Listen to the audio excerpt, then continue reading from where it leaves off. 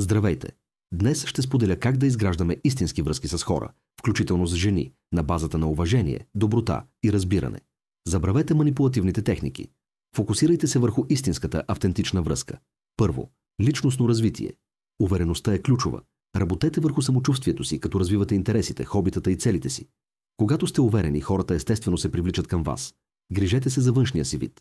Добрата хигиена, поддръжката и стилното облекло създават силно първо впечатление. Не забравяйте и комуникационните умения. Слушайте активно и се изразявайте ясно. След това бъдете автентични. Подхождайте към хората с истински интерес, а не като към сцена или игра. Показвайте своята истинска личност. Преструвките водят до връзки, които не носят удовлетворение. Започването на разговор може да е стресиращо, но дръжте се естествено. Изберете правилната среда. Социални събития, хобита или общи приятели са по-добър вариант от случайни подходи.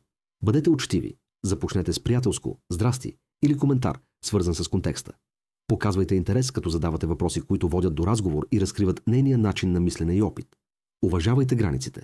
Следете вербалните и невербалните сигнали. Ако не проявява интерес, приемете го спокойно. Никога не настоявайте или не карайте другия човек да се чувства неудобно. Изграждайте доверие с времето, връзките се развиват върху взаимно разбиране и споделен опит. Дайте си време да изградите връзка и бъдете последователни в думите и действията си. Накрая, приемайте отказа зряло. Отказът е нормален и не определя вашата стойност. Използвайте го като шанс да подобрите социалните си умения. Запомнете, истинските връзки се градят там, където и двамата се чувстват ценени и уважавани. Автентичността и добротата са много по-привлекателни от всякакви техники или стратегии.